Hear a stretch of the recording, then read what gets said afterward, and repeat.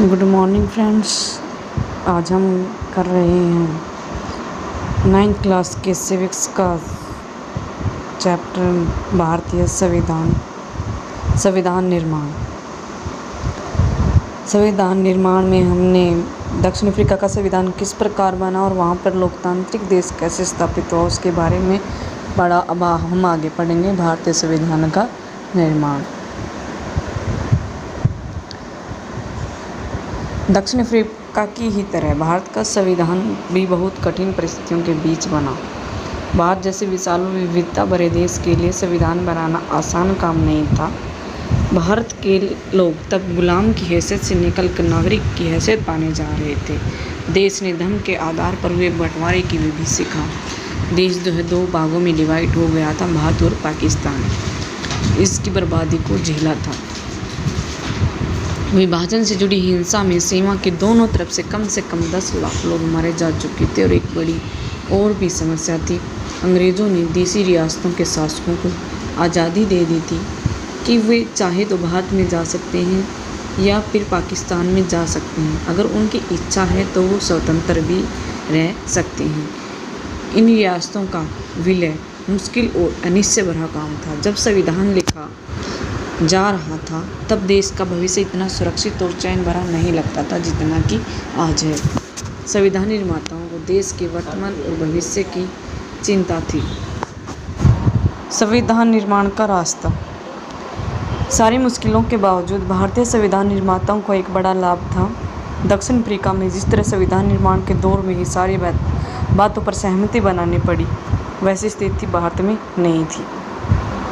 भारत में आज़ादी की लड़ाई के दौरान ही लोकतंत्र समेत सारे अधिकांश बुनियादों पर राष्ट्रीय सहमति बनाने का काम हो चुका था। अर्थात दक्षिण अफ्रीका में कि हमारा देश लोकतांत्रिक होना चाहिए, इसमें किस तरीके के नियम कायदे कानून हों, उन सब बातों पर जो है सहमति जो भारत में पहले ही हो चुकी थी। हमारा राष्ट्रीय आंदोलन सिर्फ एक विदेशी सत्ता के खिलाफ संघर्ष भर नहीं था, यह न केवल अपने समाज को फिर से जगाने का वरन अपने समाज और राजनीति को बदलने और नए सिरे से गढ़ने का आंदोलन भी था। आज़ादी के बाद भारत को किस रास्ते पर चलना चाहिए, इसे लेकर आज़ादी के संघर्ष के दौरान भी तीखे मतभेद थे। ऐसे कुछ मतभेद अब तक भी बने हुए हैं, पर कुछ बुनियादी विचारों पर लगभग सभी की सहमति कायम हो चुकी थी।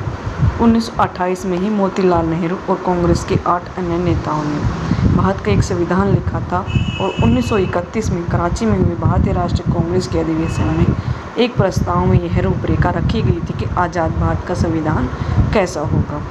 इन दोनों ही दस्तावेजों में स्वतंत्र भारत के संविधान में सार्वभौम वयस्क मताधिकार का मतलब होता है इसके अंदर सभी को वोट डालने का अधिकार प्राप्त होता है। जो 18 वर्ष की आयु सीमा निश्चित की जाती है। भारत में वह आयु सीमा 18 वर्ष, स्टार्टिंग में 21 वर्ष, लेकिन बाद में इसको चेंज करके 18 वर्ष कर दिया गया।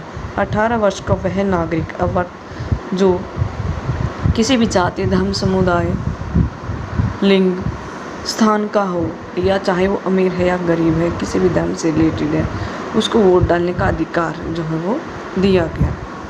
मत स्वतंत्रता और समानता का अधिकार और अल्पसंख्यकों के अधिकारों की रक्षा की बात की गई। इस प्रकार संविधान की रचना करने के लिए बैठने से पहले ही कुछ बुनियादी मूल्यों पर सभी नेताओं की सहमति बन चुकी थी।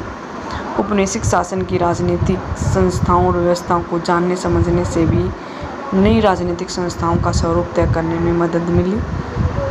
अंग्रेजी हुकूमत ने बहुत कम लोगों को वोट देने का अधिकार दिया था। इसके आधार पर अंग्रेज़ों ने जिस विधायिका का गठन किया वह बहुत कमज़ोर थी। 1937 के बाद पूरे ब्रिटिश शासन वाले भारत में प्रादेशिक असेंबलियों के लिए चुनाव करवाए गए थे। इनमें बनी सरकारें पूरी तरह लोकतांत्रिक नहीं थी, पर विधानसभाओं में जाने और काम करने का अनुभव बहुत लाभदायक हुआ। और क्योंकि इन्हीं भारतीय लोगों को अपनी संस्थाएं और व्यवस्थाएं बनानी थी, अर्थात भारत के जो लोग थे, अंग्रेज़ों ने जब इलेक्शन करवाई थी असेंबली 1937 में हुए, तो उसमें भारतीय लोगों ने क्या किया, कुछ भारत के नेताओं ने वहाँ पर पार्टिसिपेट किया और विधानसभाओं के अंदर वहाँ पर गए तो उनके अंदर कुछ अनुभव भी आए कि किस तरीके से देश को चलाना है, किस तरीके से कार्य करना है। इसी कारण भारतीय संविधान में कई संस्थाओं व्यवस्थाओं को पुरानी व्यवस्था से लगभग 10 का 10 अपना लिया, जैसे कि 1935 का बाह्य सरकार कानून। 1935 का बाह्य सरकार अधिनियम था, उसमें कम से कम भी 300-250 आर्टिकल एज इट इज़ या तो एज इट इज़ ले लिए गए थे, ऐसे के ऐसे ले लिए गए थे, या उनमें थोड़ा बहुत परिवर्तन करके भारतीय संविधान में उन्हें रखा गया। आज़ादी के बाद भारत के स्वरूप को लेकर वर्षों से पहले से चले चिंतन और बहसों ने भी काफ़ी लाभ पहुंचाया। हमारे नेताओं में इतना आत्मविश्वास आ गया था कि उन्हें बाहर के विचारों और अनुभवों को अपनी ज़रूरत के अनुसार अपनाने में कोई हिचक नहीं थी। हमने अनेक फ्रांसीसी क्रांति के आदर्शों जैसे कि स्वतंत्रता का समानता, ब्रिटेन के संसदीय लोकतंत्र के कामकाज की ब्रिटेन की जो संसदीय प्रणाली है वो हमने वहाँ से ली, और अमेरिका के अधिकारों की, अमेरिका से मौलिक अधिकार जो वो हमने लिए। अधिकारों की सूची से काफ़ी प्रभावित थे।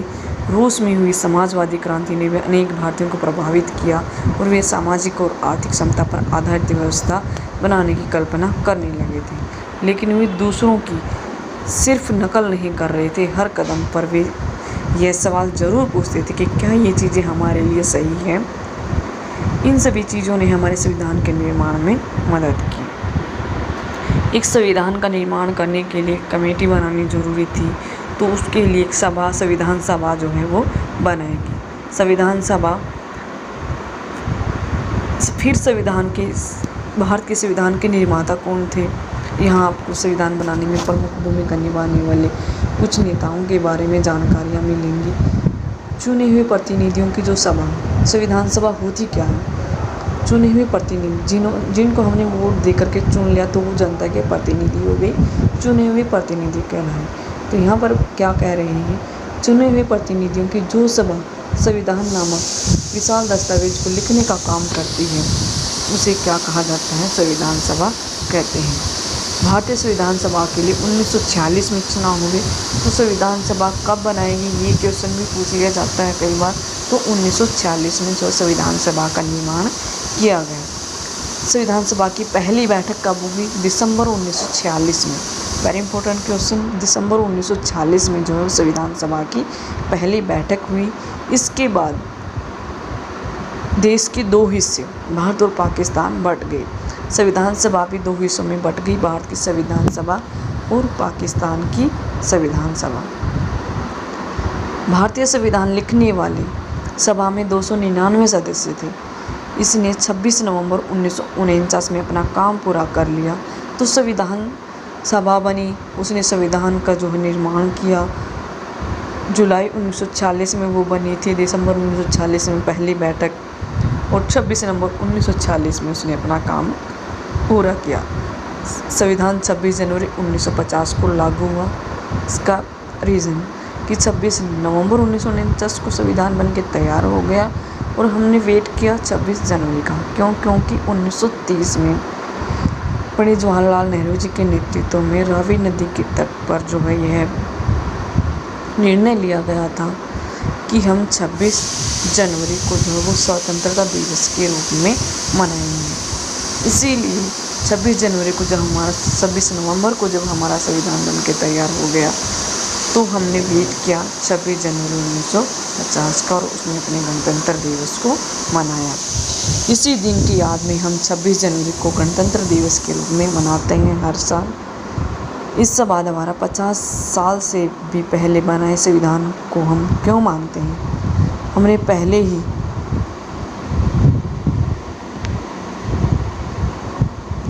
एक कांड का जिक्र किया है। संविधान सिर्फ संविधान सभा के सदस्यों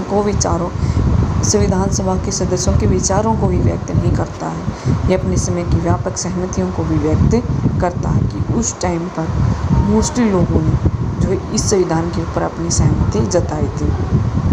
दुनिया के कई देशों में संविधान को फिर से लिखना पड़ा, क्योंकि संविधान में दर्ज बुनियादी बातों पर वहाँ के सभी सामाजिक समूहों या राजनीतिक दलों में सहमति नहीं थी, लेकिन हमारे देश में ऐसा नहीं। कई देशों में संविधान है पर वह कागज़ का सिर्फ टुकड़ा भर है, किसी भी अन्य किताब की तरह का दस्तावेज भर है। कोई भी उस पर आचरण नहीं करता, पर हमारे संविधान का अनुभव एकदम अलग है। पिछली आधी से ज़्यादा की अवधि में अनेक सामाजिक समूहों ने संविधान के कुछ प्रावधानों पर सवाल उठाए हैं, पर किसी भी बड़े सामाजिक एवं राजनीतिक दल ने खुद संविधान की वैधता के ऊपर सवाल नहीं उठाए। प्लीज़, यह हमारे संविधान की एक असाधारण उपलब्धि है। संविधान मानने का कारण ये था हमारा पहला कारण। अब हम बात करते हैं दूसरे कारण की। संविधान को मानने का दूसरा कारण यह है कि संविधान सभा भी भारत के लोगों का ही प्रतिनिधित्व कर रही थी। उस समय सार्वभौम वयस्क मताधिकार नहीं था, इसलिए संविधान सभा का चुनाव देश के लोग प्रत्यक्ष ढंग से नहीं कर सकते थे। इसका चुनाव मुख्य रूप से उन प्रांतीय असेंबलियों के सदस्यों ने ही किया था, जिनका जिक्र हम पहले कर चुके हैं। इसके कारण देश के सभी भौगोलिक क्षेत्रों का इसमें उचित प्रतिनिधित्व हो गया था। रियासतों से लोग आए थे, जनता ने कुछ चाहे बेशक से उन्हें सभी को वोट देने का अधिकार नहीं था, लेकिन कुछ लोगों को वोट देने का अधिकार था, लेकिन चुनाव के द्वारा ही वो लोग जो है चुने गए थे। इसके कारण देश के सभी भी भौगोलिक क्षेत्रों का इसमें उचित प्रतिनिधित्व हो गया था। इस सभा में भारतीय राष्ट्रीय कांग्रेस के सदस्यों का प्रभुत्व था, जिसने राष्ट्र आंदोलन में अगुवाई की थी। कि जो हमारे देश का आंदोलन था, राष्ट्रीय आंदोलन, भारत छोड़ो आंदोलन, असहयोग आंदोलन, सविनय अवज्ञा आंदोलन, इन सभी आंदोलनों की अगुवाई राष्ट्रीय कांग्रेस ने की थी। उस समूह और विचारों के लोग इसके अंदर थे। सभा में कई सदस्य ऐसे थे जो कांग्रेस के विचारों से सहमत नहीं थे। सामाजिक रूप से इस सभा में सभी समूह, जाति, वर्ग, धर्म और पैसों के लोग थे। अगर संविधान सभा का गठन सार्वभौम वयस्क मताधिकार के जरिए हुआ होता, तब भी इसका स्वरूप कुछ इसी प्रकार का होता। अंततः जिस तरह से विधान सभा ने काम किया, वह संविधान को एक तरह की पवित्रता और वैधता देता है। संविधान सभा का काम काफ़ी व्यवस्थित, खुला और सर्वसम्मति से बनाने के प्रयास पर आधारित था। सबसे पहले कुछ बुनियादी सिद्धांत तय किए गए और उन पर सहमति बनाई गई। कुछ नियम सिद्धांत तय किए गए, फिर उन पर सभी की सहमति बनी और उसके बाद फिर प्रारूप कमेटी बनाई गई, जिसके प्रमुख अध्यक्ष डॉक्टर भीमराव अंबेडकर जी ने चर्चा के लिए एक प्रारूप संविधान बनाया। संविधान के प्रारूप की प्रत्येक धारा पर कई दौर में चर्चा की गई। 2000 से ज़्यादा संशोधनों पर विचार हुआ।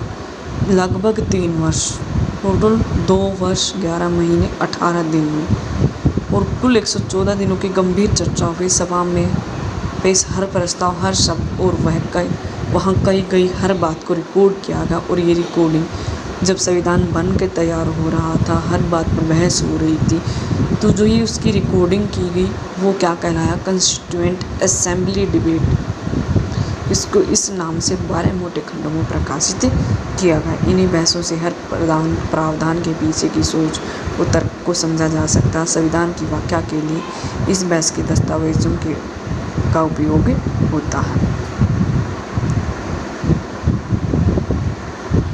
अब हम संविधान में हमारे देश के कुछ राष्ट्रीय नेताओं के बारे में बात करते हैं। सरदार वल्लभ भाई पटेल, 1875 में इनका जन्म हुआ, 1950 में मृत्यु। इनका जन्म गुजरात में। और ये क्या थे, सरदार वल्लभ भाई पटेल के द्वारा ही भारत के प्रथम गृह मंत्री, जिन्होंने क्या किया था, जो 562 रियासतों को एक करने का काम किया था, तो इसीलिए इनको भारत का लौह पुरुष भी कहा जाता है।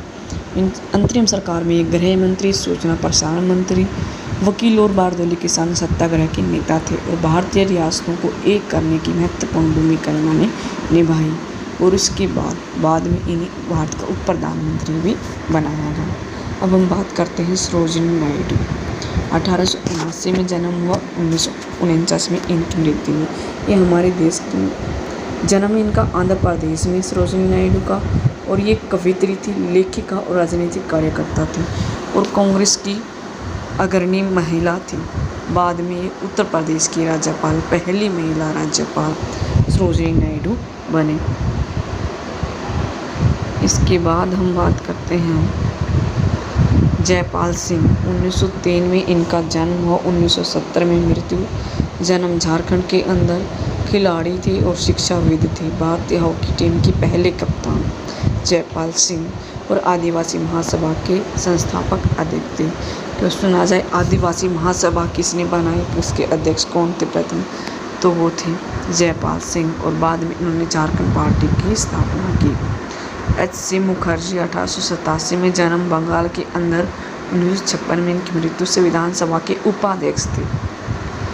प्रसिद्ध लेखक और शिक्षाविद, कांग्रेसी नेता, All India Christian Council of विधानसभा के सदस्य और बाद में इन्हें पश्चिम बंगाल के राज्यपाल बना दिया गया। जी दुर्गा बाई देशमुख, जन्म 1909 में आंध्र प्रदेश के अंदर। 1981 में इनकी मृत्यु हुई।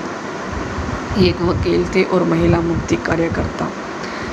आंध्र महिला सभा के संस्थापक थे, कांग्रेस के सक्रिय नेता और बाद में केंद्रीय समाज कल्याण बोर्ड के संस्थापक अध्यक्ष।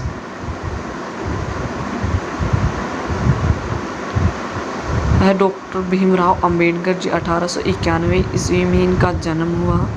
मध्य प्रदेश के अंदर में इनकी मृत्यु हुई। संविधान, भारतीय संविधान के निर्माता इनको बोला जाता है। प्रारूप कमेटी के अध्यक्ष थे जिसने संविधान का निर्माण किया। सामाजिक क्रांतिकारी चिंतक, जातिगत बंटवारे और भेदभाव के खिलाफ अग्रणी आंदोलनकारी। बाद में स्वतंत्र भारत की पहली सरकार में कानून मंत्री बने और रिपब्लिकन पार्टी ऑफ इंडिया के संस्थापक। इसके बाद है पंडित जवाहरलाल नेहरू, हमारे देश के स्वतंत्र भारत के पहले प्रधानमंत्री। 1889 में जन्म, 1964 में इनकी मृत्यु। उत्तर प्रदेश में जन्म हुआ। वकील और कांग्रेस के नेता थे। समाजवाद, लोकतंत्र और साम्राज्यवाद विरोधी के पक्षधर, लोकतंत्र के पक्षधर और साम्राज्यवाद विरोध के पक्षधर। बाद में भारत के प्रथम प्रधानमंत्री। सोमनाथ लाहिड़ी, जन्म 1901 में, मृत्यु 1984 में। जन्म इनका पश्चिम बंगाल में हुआ। लेखक थे, संपादक थे और भारतीय कम्युनिस्ट पार्टी के नेता थे। बाद में पश्चिम बंगाल विधानसभा में सदस्य। आज के लिए इतना ही, काफ़ी धन्यवाद।